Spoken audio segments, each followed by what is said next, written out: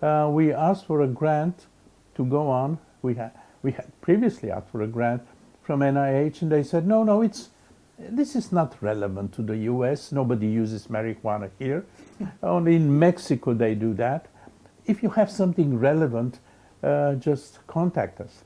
Well, a year or two later, they came rushing to us. Apparently, a senator or somebody high up, his son had smoked pot and been caught smoking pot, and he wanted to know whether the marijuana destroys his brain. Well, and they didn't know anything about marijuana. And the only thing was a young fellow in Israel had asked for a grant, and they had said no. So they came over, and that time we had isolated the first pure batch of THC. They took it, they smuggled it into the US. They didn't have a permit. And some of the research that was done at the beginning in the US was done with material that we had, and they funded our research for many years. And we went from the chemistry, isolation, structure, elucidation, synthesis of these compounds. And then we got into contact with biologists and pharmacologists, and we went into the biochemical or the biological effects of these compounds. And we learned a lot. We and many others started studying it. And we learned about the biochemistry and how it acts on the body and many things around it. One thing that was unknown for 20 years, even more than that, was what is the mechanism? How does it work? We thought originally it may be binding to some of the well-known receptors in the body and so on. Well, it didn't turn out to be that. It did not go along the known paths of biological work. So in the mid-80s,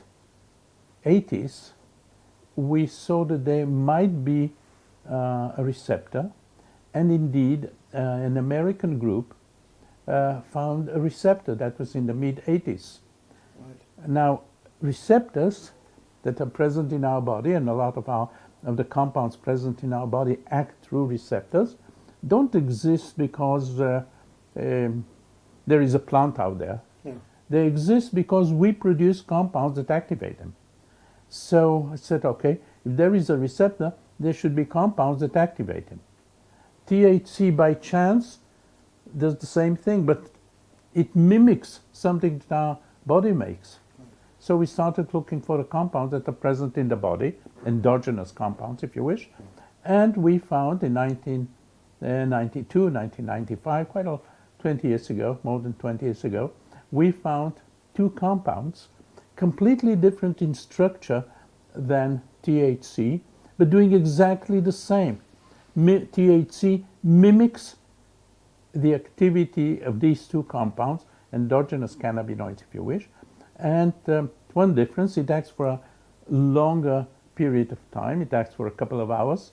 These compounds are not present in the body normally. They are formed when needed. And then they act. Let's say somebody is in pain. The body starts producing one of these compounds called anandamide. We called it anandamide. And then when it has worked or has done whatever it has to do on pain, it's broken down. Right. THC stays around for a much longer time. Right.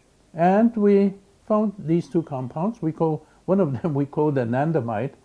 Ananda in Sanskrit is joy, happiness, and so on. All right.